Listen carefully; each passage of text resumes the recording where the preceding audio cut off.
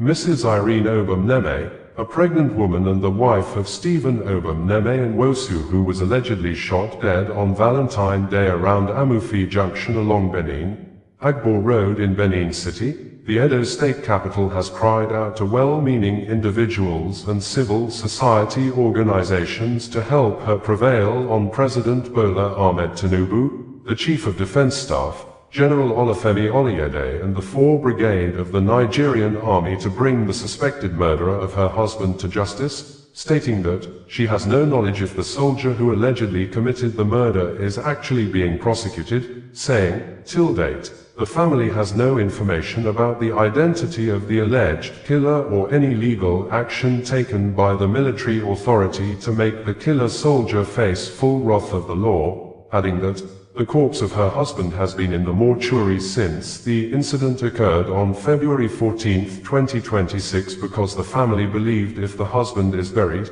they may never get justice and the case may be swept under the carpet. The bereaved pregnant woman made the appeal in a 21-minute video made available to us fortnight ago after we had earlier reported that the family of Stephen Obum-Neme Nwosu has accused the armed forces of Nigeria, AFN led by General Olufemi Oluyede, the Nigeria Chief of Defense Staff, of attempted acts to cover up a soldier who allegedly murdered a young man, Stephen Obum-Neme Nwosu, on February 14, 2026, Valentine's Day, along Benin Agbo Road around Amufi Junction in Edo State. This, according to the family member who pleaded for her names not to be mentioned in the press, said her brother was shot dead by the soldier after the deceased refused to hand over his car key to the soldier as demanded, saying, her brother only went out with his friend, she identified as Godwin Coco, to get chicken feed when they encountered the soldier at the failed portion of the road that is currently under construction, saying, the Nigerian army has refused to disclose the names of the soldier who allegedly committed the act of murder or take appropriate lawful actions against the suspected murderer. And in a swift reaction, when our reporter contacted the public relations officer of 4th Brigade of the Nigerian Army, Captain Kennedy Anyanwu, via a phone call on Thursday evening, the military authority said it is not true that the soldier in question has not been identified, saying, the matter has been settled. And when our reporter demanded to know how the alleged murder case was settled with the family, the military authority refused to give details. Also, when our reporter contacted the Edo State Command of the Nigeria Police Force Public Relations Officer, ASP Inoakodum, the police authority said the matter is under investigation and there is no way such matter can be swept under the carpet. According to the bereaved pregnant woman, eyewitnesses said after her husband was shot and was in the pool of his blood, the killer soldier wanted to abandon him, but the people around prevailed on him, and that was when the soldier decided to take the victim to the hospital, and the bereaved family was later told by an officer that her husband was pronounced dead at the hospital, but she and the family believe the officer is lying because, according to her, when the bereaved family visited the hospital, the officer claimed their son was taken too. The doctor at the hospital denied receiving such person as a patient. The woman noted that on Tuesday, February 17, 2026, officials from the 4th Brigade of the Nigerian Army, the Edo State Command of the Nigeria Police Force, and the construction company visited the bereaved family house and sympathized with the family and assured the family that due process would be followed to make sure the soldier who allegedly committed the crime is prosecuted. But ever since, the bereaved family had had several meetings with the Edo State Police Command and the military authorities, and yet, no reasonable thing has been said to assure the family that the suspect is actually being prosecuted and the compensation they claim to pay is being processed. Continuing, the young widow said till date she does not know the name of the soldier who killed her husband or the military command he worked with, for her to always remember the man who killed her husband, begging the military authority to at least allow her access to such information. The young widow said she wrote through her lawyer to the Edo State Commissioner of Police to take the matter to court, but ever since, still, the case has not been taken to court and she's no longer trusting the way and manner the police is handling the issue, hence, her coming out publicly to beg and appeal for anyone to help her get justice. All I am seeking for is justice for my husband. The soldier identified, tried and prosecuted, so that it will be on record that my husband was murdered. And when the children grow up, they will know that their father was not involved in any criminal activity. We have a 2-year-old boy and the one we are expecting, she said. Hi everyone. My name is Mrs. Irene Obuneme. I'm the wife to the victim, Mr. Stephen Obuneme Wosu.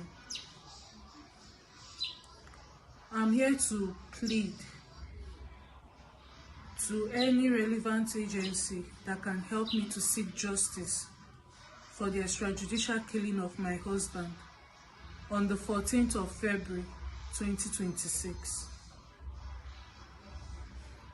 My husband had left home at about 8:50 a.m. thereabouts to go get feeds for his birds. He runs a poultry, and I could remember calling him at around 10:48, and he told me vividly that he was already on his way back home, that I would see him soon. I waited for over an hour, and then I tried calling him back.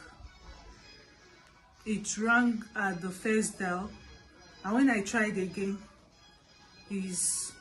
both lines were switched off. I thought maybe he was caught up in maybe something else, or maybe traffic. And only for me to see his friend some hours later, his friend came home and said I should come with him, that they had an altercation with a soldier, and that he doesn't know if the soldier took him to the barrack or any of the nearest police station. So I got dressed and followed him. We went to the nearest police station. On getting there, after I had spent over an hour for any of the officers or somebody to talk to me or tell me something, because they had asked me to wait for the DPO, that he wasn't on seat, that when he comes he would address the issue. Only for the DPO to come and tell me that they are sorry that the deceased has been taken to the mortuary, that he did not make it. I got confused because I don't understand what could have transpired to the point of me getting such news. At that point, I was in shock. I was in disbelief. All I just wanted, I just told them, okay, just take me to him. I just want to see him. Just maybe let me see him and understand what you're saying. Then they said we should come to the state CID. At the time, I was thinking maybe he's at the state CID. I was just in total disbelief. I didn't take or buy what the DPO was saying, that he did not make it. So when they said we should go to the state CID, I thought, okay, probably that's where he is. Only for us to get to the state CID, after many back and forths, go here, do this, they brought out the soldier and said, this is the soldier that shot your husband. I was still confused. Next thing they said, the commissioner of police in Edo State invited us to his office. Got there, I saw the commissioner seated and the brigade commander seated too, and all I could hear was so sorry, it is not in our ethics, this and that, the soldier would be, the case will be investigated and the soldier will be persecuted. They were saying so many things that wasn't making sense. And I told them, take me to where he is. That's just all. Let me see him. Then they handed me over his phones and said they were going to take me to where he is. But then when we came down, while waiting for them to take me to the mortuary, they said they've taken him to. Next thing they said was it was already late, that the IPO isn't here, and the IPO was the one who took the body to the mortuary, and the IPO needs to give us a tag that would allow the mortuary attendants to allow us in to see him. And the fact that I'm pregnant, I was already, I think, 6 months gone at the time, and the fact that I'm pregnant, I can't come into the mortuary. As they were there saying all of this, time was already running past. I think it was already late. It was already past 7 or to 8, something like that, 8 p.m. I was confused. Nobody was agreeing to take me there. I didn't know my way to the place. I don't even know where. I was just confused. And for the fact that I was in so much denial that there's no way my husband would be dead, I came back home on that 14th. Came back hoping and praying. I hoped so much. I prayed so much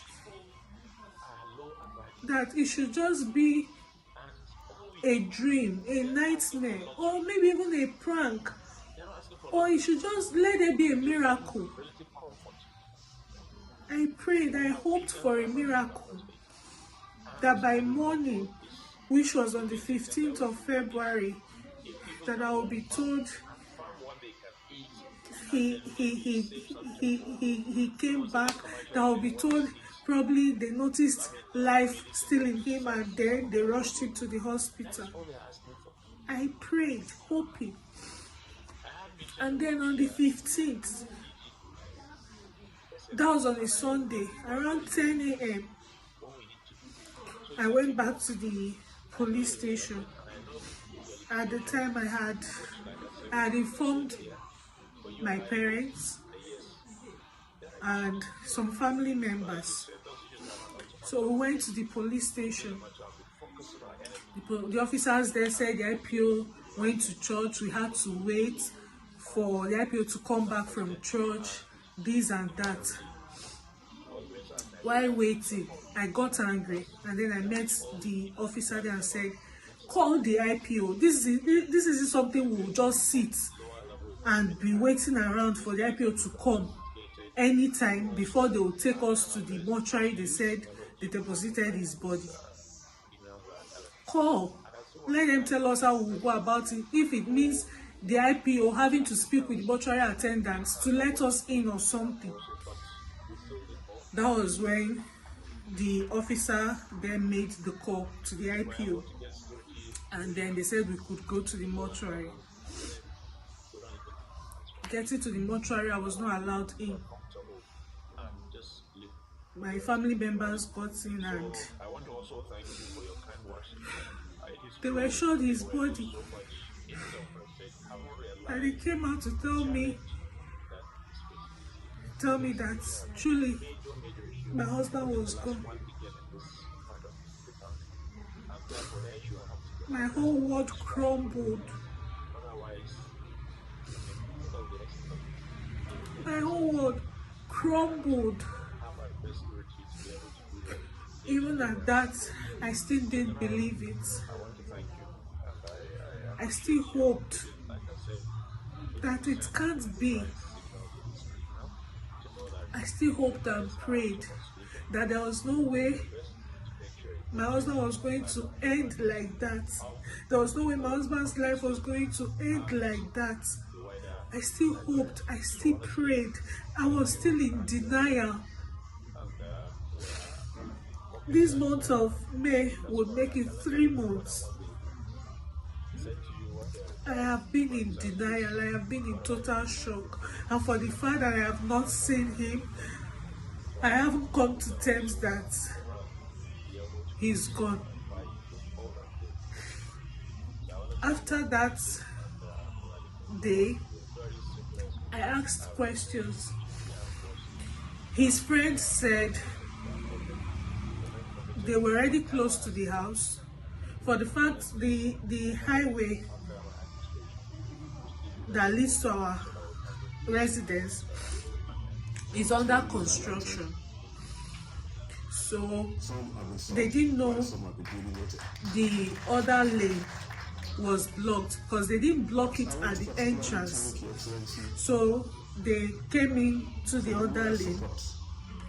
Getting close to the entrance to our residence, they saw the caution line.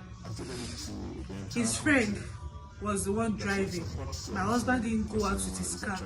He went out with his friend, and his friend was the one driving.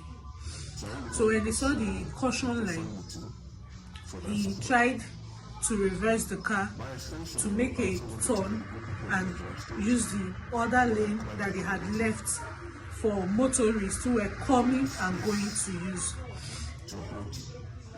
While making that U-turn, the soldier accosted them and demanded for the car key. His friend said,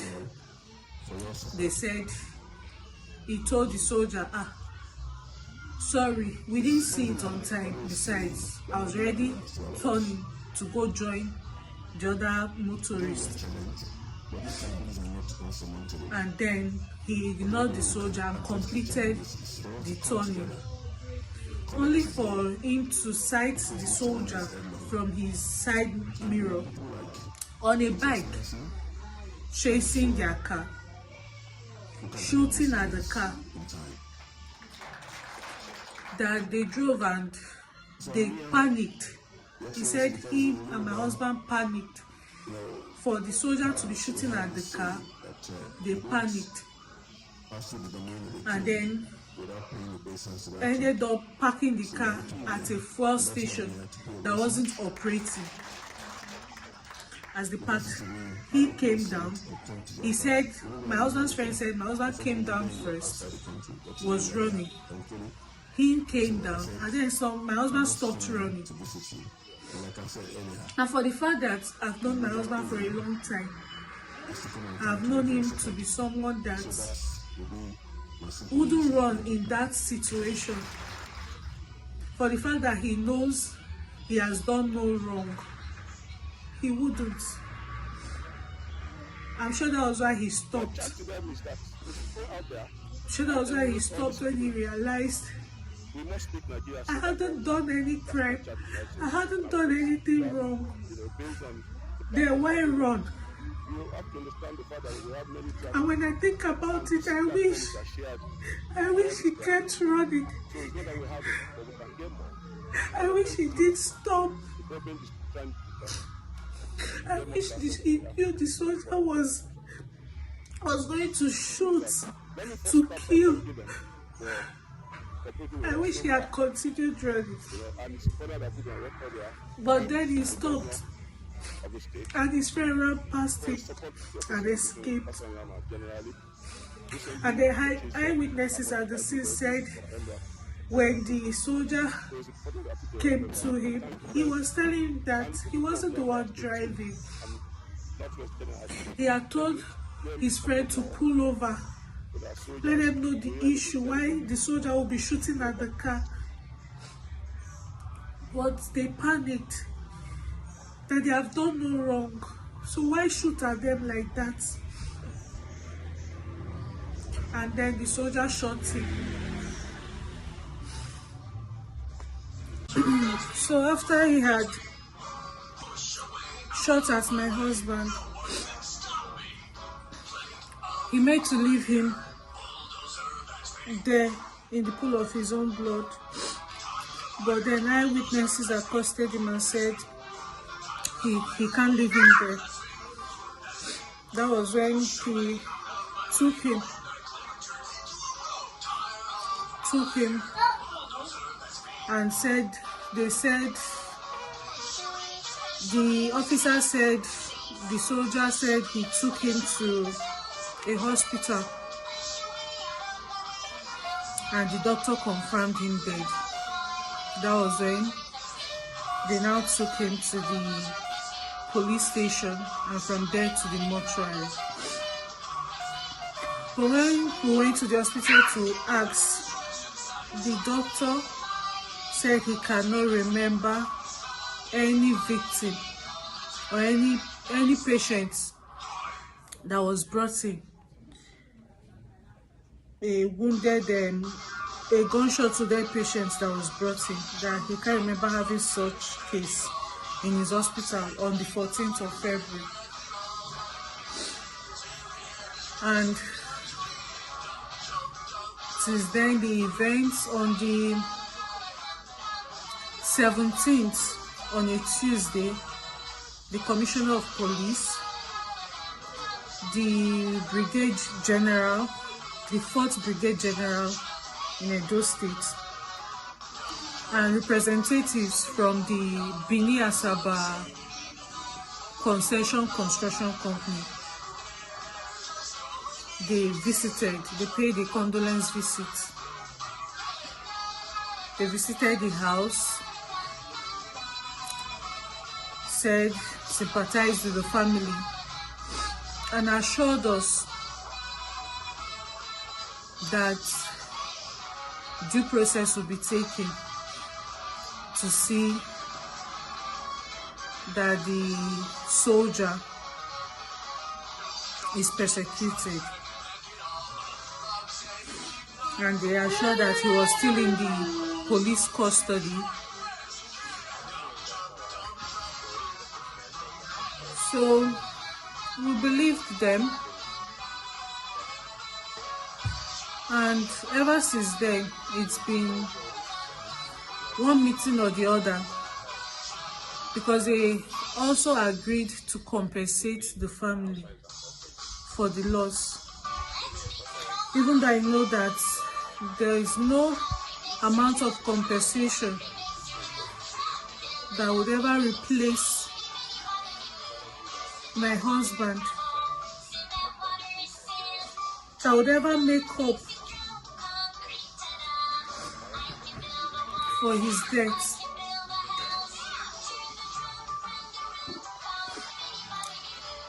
And so we've been going for meetings at the commissioner's office.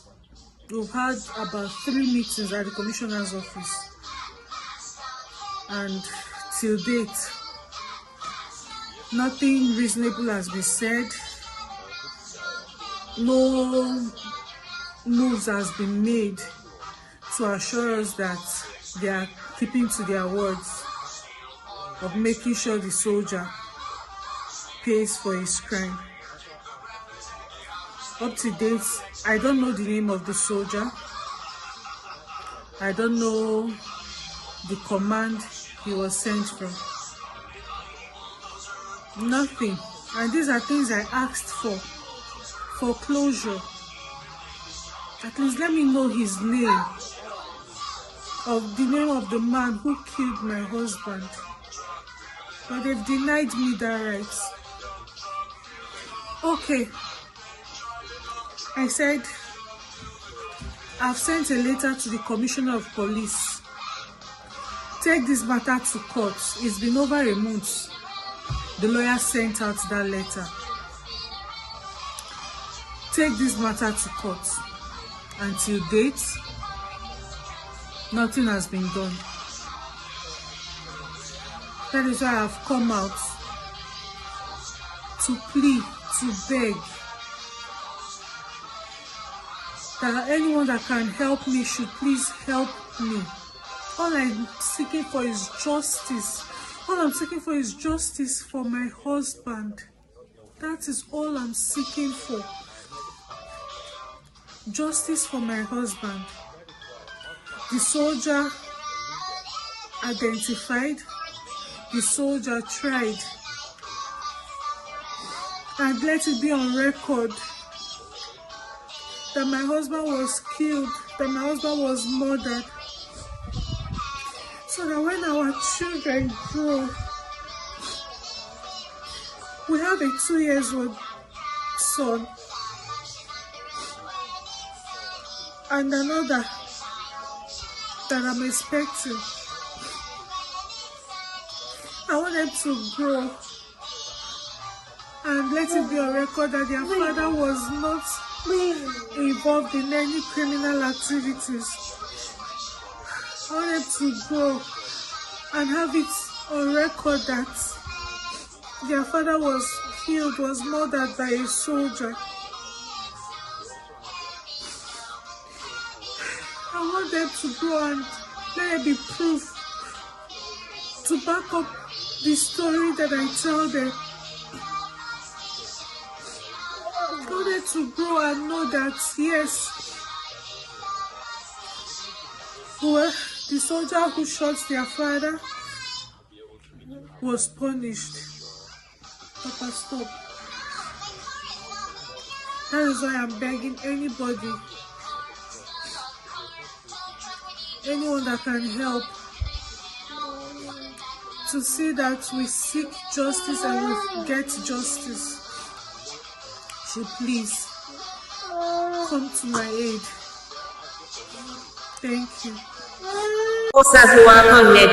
Bringing you the news in a more digital way. Barely a day after President Donald Trump of the United States of America, the USA announced the killing of Abu Bilal al-Minuki, the second in command of the Islamic State in Iraq and Syria, ISIS in a joint operation with Nigeria soldiers in Borno State. A new video of the abducted 416 women and children in Boko Haram captivity has been released in addition to a gory video earlier released by the terrorists wherein they beheaded almost 6 men who the insurgents said tried to escape among the kidnapped victims. This had led to public outcry and demonstrations, but according to Punch newspaper, protesters are reportedly denied the rights to protest in Maiduguri, the Borno state capital, saying, the army reportedly deployed tanks and heavily armed personnel to Filling Polo, the venue of the recent planned protest, forcing the demonstrators to withdraw, quoting Sumela Kaigama,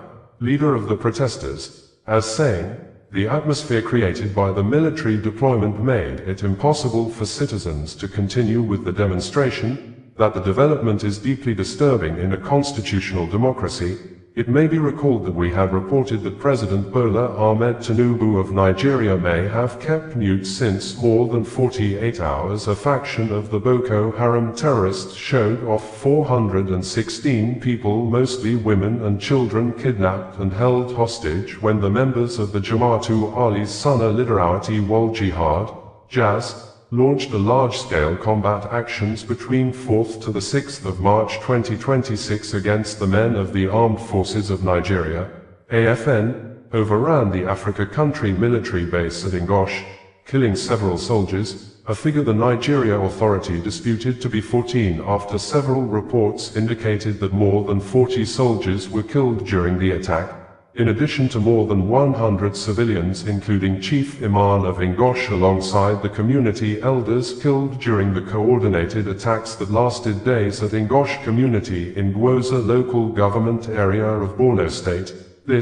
During the attacks, numbers of people were also taken hostage by the insurgents, with speculations indicating that the hostages are apparently being held at the rugged terrain of the Mandara Mountains, which sit wide across the Nigeria border with Cameroon. In the released video, one of the spokespersons of the Boko Haram group said they decided to release a proof-of-life video of the 416 women and children in their captivity, following the demands made across to them by the Borno South Youths Alliance, Bosya, and according to the statement issued by the Bosya when they made the video public on Friday, April 10, 2026. The youths group called on federal government and governments at all levels to ensure the hostages are released, saying specifically that, "We have witnessed cases in states such as Sokoto, Zamfara, Katsina, and Kebbi where abducted victims regained freedom following interventions by individuals such as Sheikh Ahmed Gumi.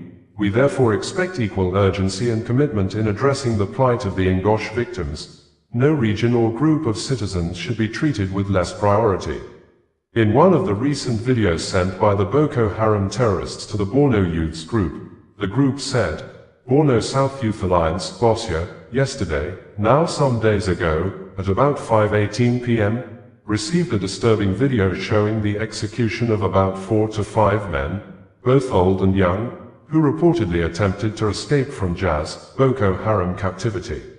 We at Borno South Youth Alliance, Bosya, have tried every possible intervention and humanitarian process available, yet the 416 women, children, and a few men in captivity have largely been abandoned to their fate. This video is not intended to promote terrorism or any act related to it, but rather to expose the painful reality on the ground, a reality we have spent over 2 months trying to prevent through continuous mediation and humanitarian pleas. Borno South Youth Alliance, Bosya, is calling on well-meaning southern Borno indigenes, political office holders, political aspirants, every patriotic Nigerian from the north, south, east, and west, as well as international organizations, to urgently come to the rescue of these 416 women and children by supporting efforts toward the release of the first 50 women and children as earlier announced. 4 to 5 people are already dead. More victims are sick, and some men who attempted to escape have now been killed. Lives are involved, and unimaginable suffering is taking place in captivity among these helpless people who feel abandoned and forgotten. Boko Haram released new video of 416 Ngosh abducted women and children crying for help after being abandoned by state and federal government including Borno South Senator. Let the world see and remember that the Nigerian government, Borno State Government, the Senator representing Southern Borno, the House of Representatives member, House of Assembly members, and Chairman representing Gwoza local government have abandoned these helpless women and children to their fate and have refused to secure their freedom by all possible means. Let the world, human rights organizations, and international bodies such as the United Nations, Amnesty International, and others see and remember how the lives of 416 women and children are being disregarded and devalued. Let the world know that under this government, 416 women and children were kidnapped, and under both the federal and state governments, no meaningful action has been taken. Let the world hear directly from the mouths of these captives that their federal government has failed them, their state government has abandoned them, and their senator representing Southern Borno has ignored and even complicated the process of their release. Borno South Youth Alliance, Bosya, organized a peaceful protest in Maiduguri, the Borno state capital, but the government responded by deploying heavy military presence and formations as though we were terrorists, while the real terrorists move freely, kidnapping and killing our people daily with little or no resistance. If the world is truly watching, then let them know that we are facing oppression from both sides. Political slavery has silenced us for too long, but we will remain silent no more because they have shown us that we are only useful to them every 4 years during elections. Borno South Youth Alliance, Bosya, remains committed to humanitarian mediation and discussions toward the release of our Ngosh 416 women and children. Though we are exhausted and deeply disappointed by the lack of concern shown toward our people and our peaceful existence, we still call upon the government, every well-meaning Nigerian, international organizations, and even individuals willing to help secure the release of these helpless women and children. Already, some newborn babies and children have reportedly died from sickness and infections in captivity. More innocent lives may be lost if urgent action is not taken. 50 women and children can be released today if 50 million naira is raised and offered to their captors. Nigerians, international organizations, and compassionate individuals around the world are urged to help save these innocent lives, since the government has shown its true attitude toward these suffering people. Regardless of religion, let us consider humanity first. Some say they are Muslims, so Muslims alone should help them out. Both Muslims and Christians are at the receiving end of this menace. Let's be humans before anything. With due respect to the President of the Federal Republic of Nigeria, His Excellency Bola Ahmed Tinubu, the world saw, and Nigerians witnessed, the kidnapping of 416 women and children in Ngosh, Gwoza local government area of Borno State. Yet, the presidency neither issued an official statement nor publicly addressed the situation. This has left many people in southern Borno asking painful questions. Are we not Nigerians? Is the president only for a specific part of Nigeria? We asked these questions because we observed that the presidency released a statement concerning the kidnapped teachers in Oyo State and assured the public that efforts were being made toward their rescue. That action demonstrated concern, empathy, and leadership toward the people affected in Oyo State. On the other hand, the people of Borno State, particularly southern Borno, have felt abandoned and ignored in the face of one of the most painful tragedies affecting our communities. Up until this moment, there has been little or no direct public reassurance from the presidency regarding the safety and plight of the victims, despite security and protection of citizens being among the highest responsibilities of government. Borno South Youth Alliance, BOSYA, therefore wishes to express its deep dissatisfaction and disappointment regarding what many people perceive as unequal concern toward the suffering of southern Borno communities. On behalf of many concerned youths and indigenes of southern Borno, we respectfully urge the presidency to show that every Nigerian life matters equally, regardless of region, ethnicity, or religion. We believe that the people of southern Borno deserve the same level of empathy, urgency, and public concern shown to citizens in other parts of the country. At this critical time, our people need reassurance, protection, and visible action from the highest office in the land, Samela Ibrahim Kaigama, President, Borno South Youth Alliance, BOSYA, stated in numbers of press statements issued in recent days. Before the release of the new video of the abducted victims, the United States President Donald Trump had on Friday, May 15, 2026, based on America time, announced that Abu Bilal al-Minuki, described as the second-in-command of ISIS globally, was killed during a joint military operation carried out by American and Nigerian forces in Borno State. Trump said the operation was conducted under his direct order and involved what he described as a meticulously planned and very complex mission, executed by both the United States military and the armed forces of Nigeria.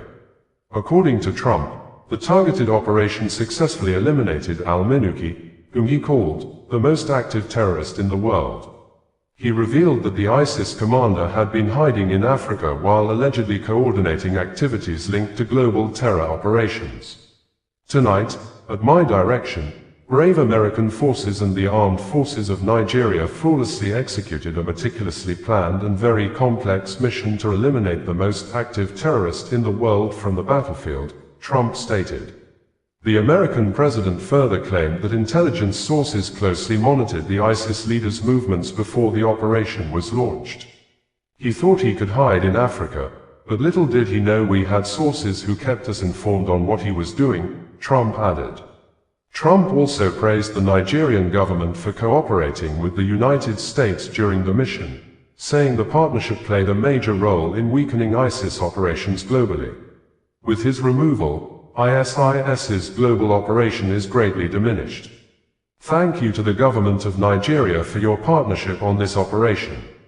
God bless America, he wrote. Nigeria Defense Headquarters in a press statement said, the armed forces of Nigeria, in collaboration with United States forces, has successfully conducted a meticulously planned and highly coordinated counterterrorism operation resulting in the elimination of Abu Bilal al-Minuki, a senior ISIS leader and one of the world's most active terrorists.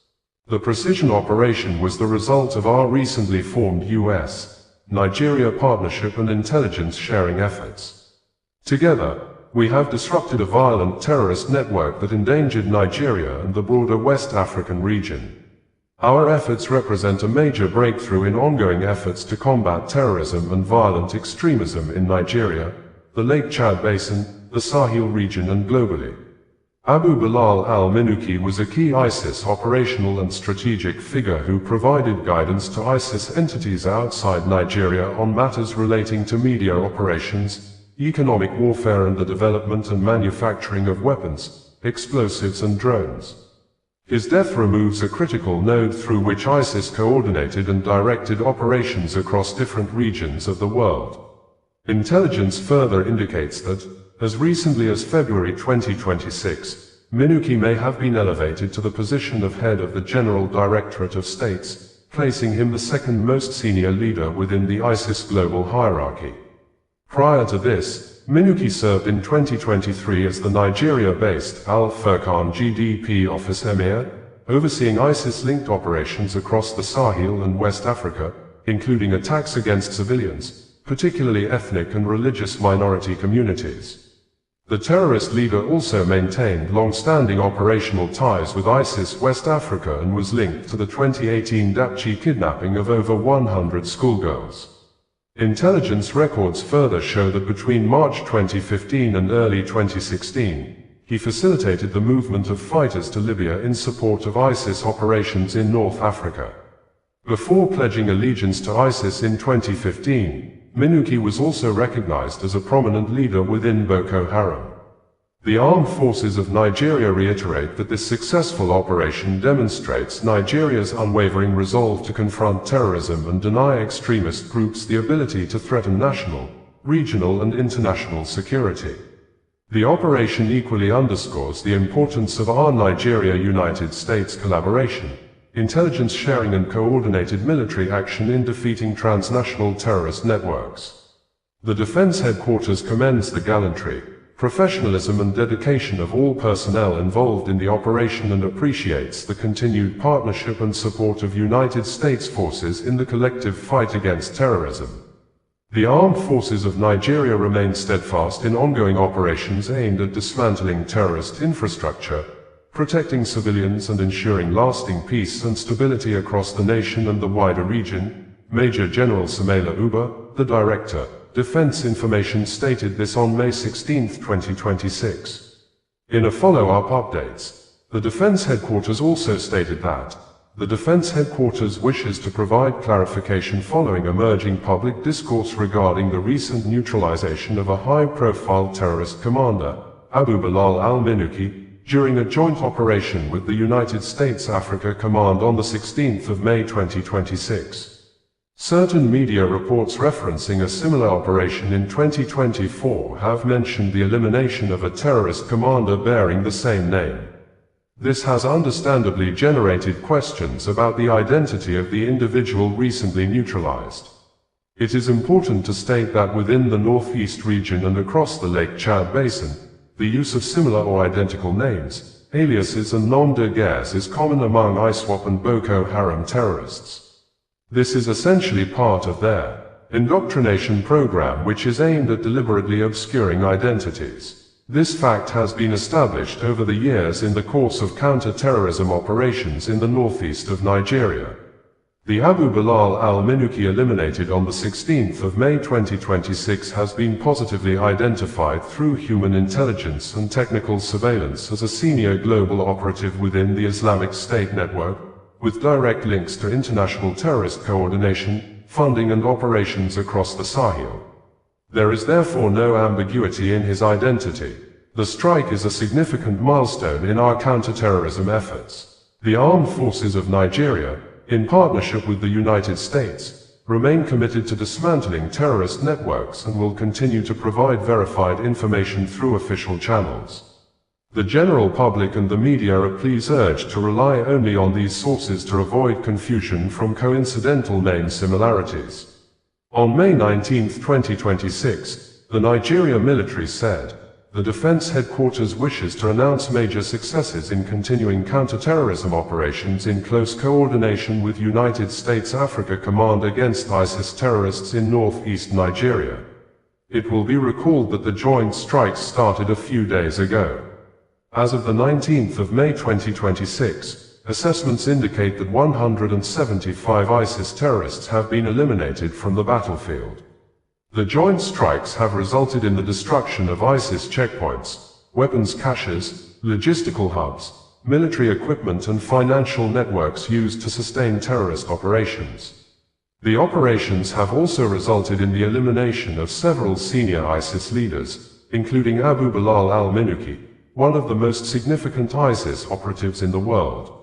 Al-Minuki played a central role in ISIS external operations, coordinating terrorist financing, recruitment, logistics and attack planning targeting Nigerians and innocent civilians around the world. His death severely disrupts ISIS command, operational coordination and external attack networks. Other terrorist figures eliminated include Abd al-Wahhab, ISWAP senior leader responsible for coordinating attacks and distributing propaganda, Abu Musa al-Mangawi, ISWAP senior member and Abu al-Mathana al-Mahajja, ISWAP senior media production team manager and close confidant to al-Minuki. The joint strikes have further reinforced what the armed forces of Nigeria, AFN, have consistently done over the years: hunt down and kill terrorists anywhere they are in Nigeria. The joint operations will continue to hunt down and destroy those who threaten our nation and regional stability. Bringing you the news in a more digital way. It may not be wrong to say one of the major root causes of crimes, poverty, poor healthcare, suicides, killings and avoidable deaths today in the world is superstitious beliefs mixed with severe psychological manipulation, religious and spiritual delusions that often lead to family members abandoning their loved ones, especially their parents, for fear of being bewitched, doomed or suffered from the delusional curse or spell superstitiously believed had been placed on their parents or loved ones, and this act do also lead to the accused family members committing suicides or being banished, beaten, or even killed by jungle justice. And in line with the numerous cases documented globally and locally, we have seen where individuals have committed murder or caused death due to acute spiritual delusions, which in psychiatry, these are often diagnosed as cases of religious psychosis, schizophrenia, or clinical lycanthropy, where the perpetrator cannot separate objective reality from spiritual hallucinations. This may interest you to know that in August 2025, at Atwood Lake in Ohio, United States of America, USA, an Amish mother, obviously suffering from a severe spiritual delusion, drowned her 4-year-old son in Atwood Lake. Investigators revealed that both she and her husband believed God was speaking directly to them, demanding ritualistic tasks to prove their worthiness, and as such, she explicitly told the police that the Lord wanted her to perform the sacrifice. This may not also be different from the case of a 22-year-old Nigerian and an engineering student named Benjamin Abenem, whose life seems to heavily revolved around his church, who suffered a sudden psychiatric break in 2025 after his family initially mistook his erratic behavior for a standard demonic attack rather than a medical issue, allegedly driven by the delusion that his mother and sister were witches spiritually plotting to destroy him. He, as a result of that, attacked his family, resulting in the death of his mother, but he was later diagnosed with schizophrenia under clinical custody. It may be recalled that one of the most famous historical cases of spiritual psychosis in the United Kingdom, UK, was the murder of Robert Dadd in 1843 by his son. The English artist, Richard Dadd, stabbed his father to death on account of a delusion that his father was actually the devil in human form, and that he had been chosen by God to battle the forces of evil. This act made him to spend the remainder of his life in psychiatric facilities, and in 2008, a passenger inside a Greyhound bus in Canada, Vince Lee, killed a stranger, Tim McLean. Lee claimed that the voice of God told him McLean was an alien or a demon, and that if he did not kill him immediately, the man would come back to life and kill everyone else on the bus. and one of the most recent cases of crimes caused by superstitious beliefs occurred on Friday, the 9th of May 2026 at Umuazili area of Awo Omama community in Oru East local government area of Imo State when Michael Akujiobi killed his uncle and two other elderly people on the ground that they were the evil forces behind his misfortunes and problems in the family. The suspected murderer, who said he returned from Lagos State to his country home in 2018 to wage war against spiritual forces so that his father's name wouldn't go astray, confessed to killing 3 people, identifying the first victim as his father's senior brother and his uncle, Joseph Akujiobi. The other victims were another man and a woman. During his interrogation, the suspected murderer said when he was in primary school, he could read and write very well, but, along the line, he was no longer brilliant, and thus he believed his uncle was the evil forces behind his academic misfortunes and other setbacks in life. Accordingly, the suspect said he came back to kill evil people who do not want the younger ones to grow and succeed in life, adding, he was acting under the instruction of the Spirit of God to eliminate evil people in the community. The suspect, who admitted of previously selling Indian hemp in the community, seems to be unremorseful despite the gravity of his actions, insisting he had won the battle, and he knows the consequences of his action according to the law may be death penalty or condemned to life imprisonment. Michael Akujiobi did not allege any specific personal wrongdoing, financial dispute, or physical abuse committed by his uncle against him. Instead, he framed the attack entirely around generalized spiritual warfare and occult cleansing. His action may not be unconnected with existing cultural superstitions and psychological manipulation regarding spiritual hygiene, occult warfare, and familial curses. This, almost in a similar situation, men of the Nigeria police force in Anambra State in March 2022, arrested Juju, priest among other people, for assaulting, humiliating a woman accused of killing her husband simply because she slept or made love with another man. According to the Nigeria police force, its men arrested a Juju priest, Anthony Abanye, over the beating and nakedness of a woman-round community in the state after she was allegedly accused by the native doctor of causing the death of her husband through infidelity. The then Anambra State Police Commissioner, Ekeng, said the Juju priest, who is not a trained medical doctor, confessed of administering herbs to the deceased before he died. The police commissioner also said Anthony Abanye also confessed he was the one that told the family of the deceased that his wife was responsible for the death, saying the said husband had been sick. Instead of taking him to the hospital, investigation revealed that his brother, Mr. Udalor, took him to Anthony, a native doctor, where Anthony confessed to having taken the deceased on some spiritual cleansing and administered him some herbs before he died. And it was Anthony who allegedly told the family of the deceased that the cause of his death was as a result of the wife's infidelity. In contrast to existing cultural and generational superstitious beliefs wreaking havoc in our society today, Kelvin Chimarobi Emmanuel, aka Kel Armstrong Amobi, founder of Car Truth Podcast, on May 5, 2026, took to his social media accounts and said he set a bet to prove his mother wrong, that his father, who died years ago, was not killed by spiritual forces. Rather, he believed his father was poisoned to death by enemies apparently within family. According to him, we were not just financially poor, we were mentally colonized by superstition, their devias and prophets told them. As I grew, I faced serious setbacks. I felt like I was fighting spiritual forces, but I kept learning, I kept evolving, and then I began to see things clearer. When I began to succeed, the family thanked God and concluded that I was simply the one the Juju could not catch. They said God has chosen to save me. But what kind of a God saves one out of many when he has the power to save all? It was the kind of God that superstitious beliefs created. Verbatim, Chimarobi said, I placed a bet against my mother's belief. I won. This is a private family matter, but my desire to pull someone out of a mental prison is stronger than my desire for privacy.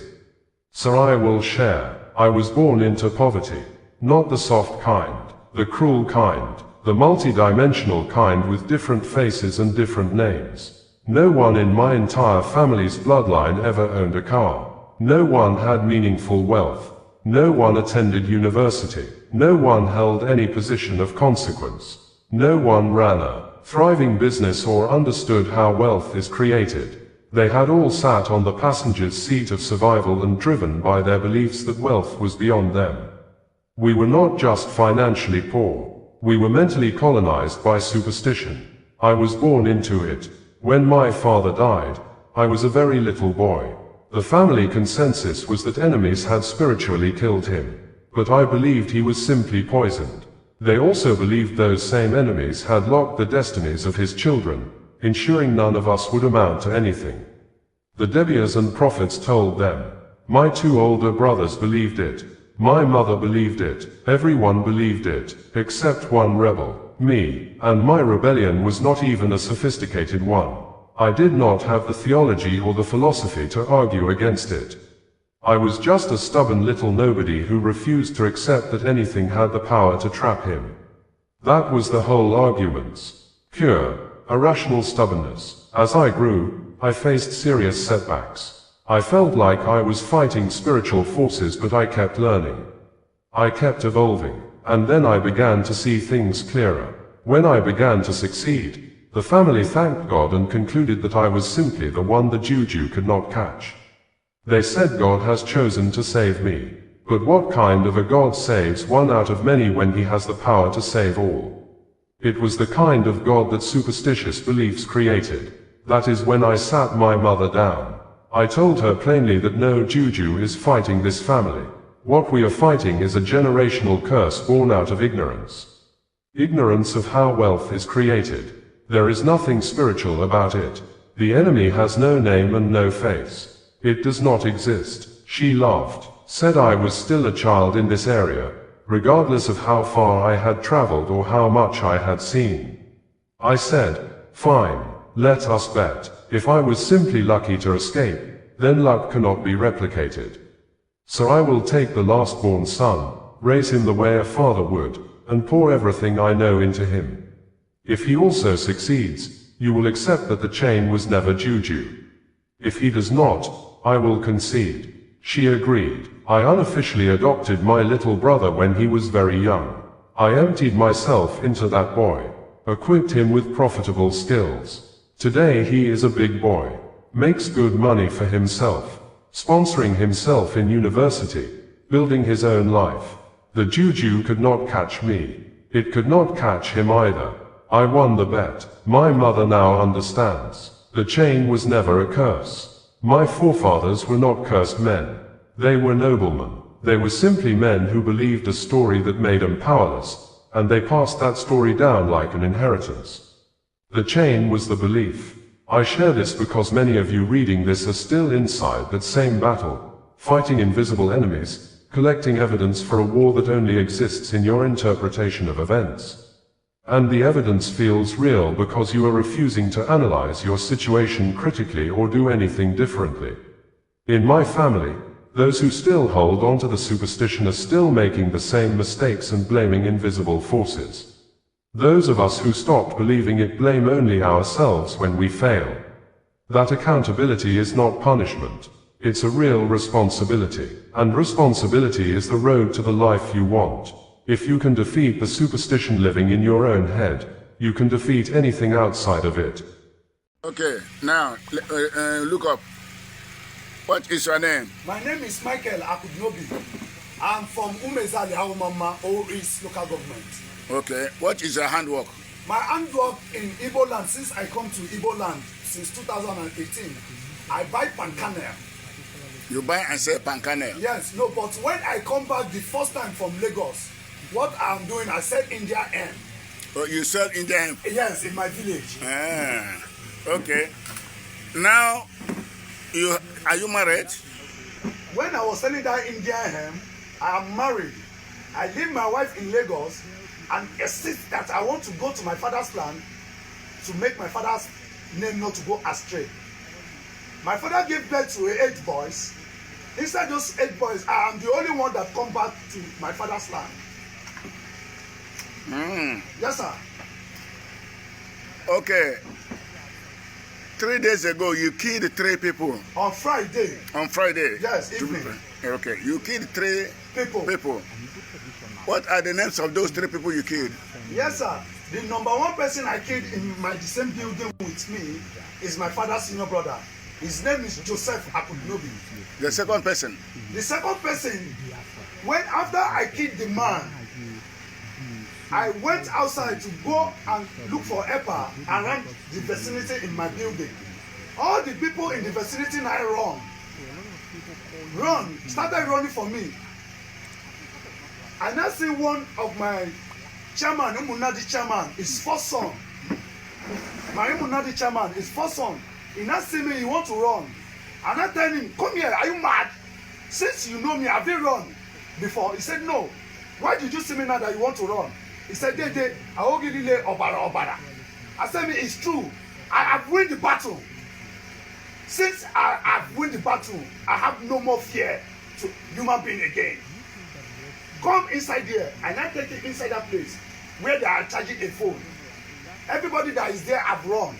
The person that holds the phone, leave everything and run. And I tell the boy, sit down there. Take a book and biro. Whoever that come here, that have phone here, before you give him he or her phone, write his name and his surname. That I am coming.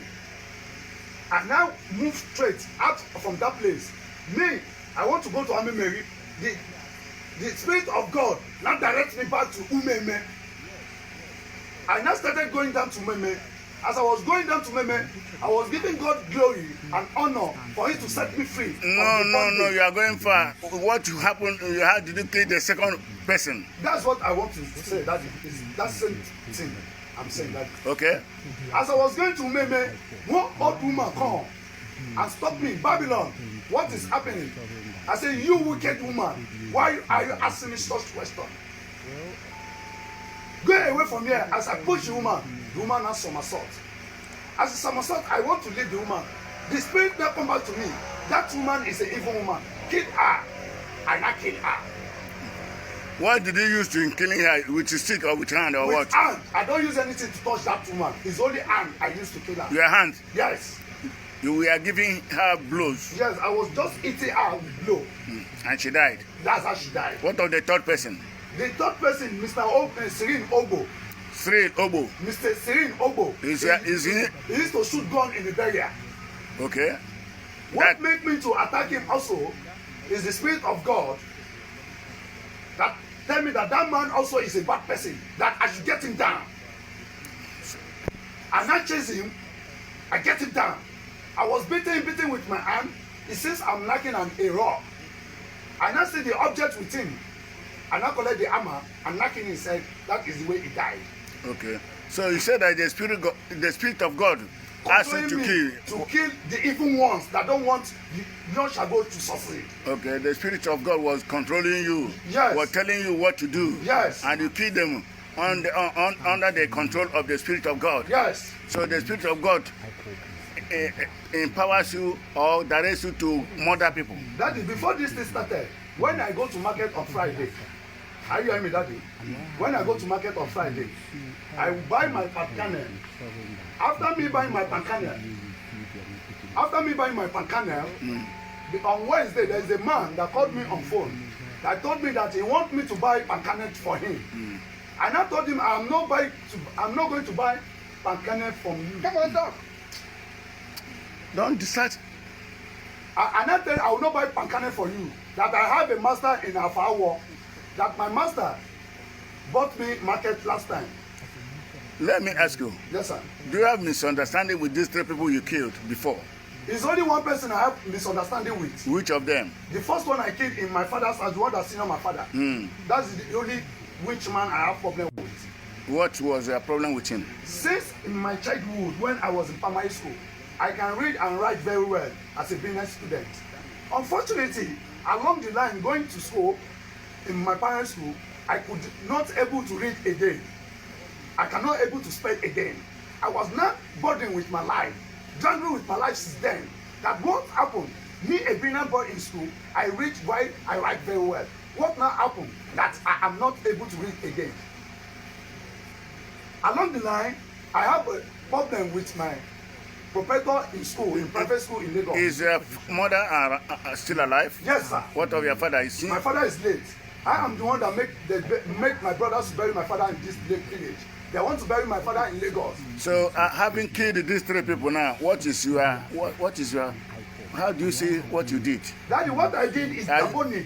It's diabolic. It's not what human beings supposed to do. Okay, then why did you do that? But based on the spiritual attack, they attacked me. I fought a lot of war with them in my room. More than 5 hours in my room. Daddy, I will not lie to you. Do you know the consequences of what you did, the legal consequences, the after effect? Do you know? Yes, Daddy, I know it's life imprisonment or stoned to death. Okay.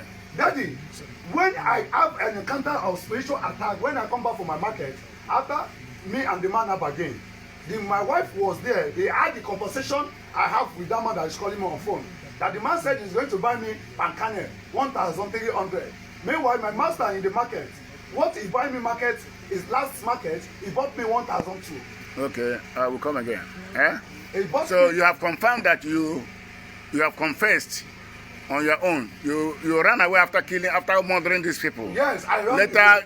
Came out to yourself. After I run away, those people I killed them, their sons and daughters, they now went to my wife's shop to go and kill my wife and my children. But with God to be the glory, he fight for me. He is the one that bring me back to this village to come and set his people free. As they run to my wife's shop with cutlass, with everything, people around my wife's shop see what is going on. They now rush those people, fight them seriously. Okay. Are you getting it? And their way fighting them, they make my wife escape and my children. When they make them escape, I look at what can I do. These people, am I going to be here? They will damage my image. What will I do? I now call one of my friends. One of your friends? Yes. To do what? Ejima. You called him to do what? To help me and call government to intervene, because the government did not intervene in this matter, they will kill me in this place. Okay. You called Ejima. Did Ejima intervene? Ejima, I begged him a lot to call Mr. Uchenna Obiozo. Uchenna Obiozo. I begged him a lot to help me and beg him to send his squad to come and set me free from here. Mr. Ejima was telling me that he have called him, that he have information that the Ebobagun is in Tigitiri coming, which he have never. Okay, it's all right. I've heard you. Eh? Yes, sir. So thank you for confessing, for telling us the truth. Yes, sir. Yes. Osazuwa Radio, bringing you the news in a more digital way. Osazuwa Radio, bringing you the news in a more digital way.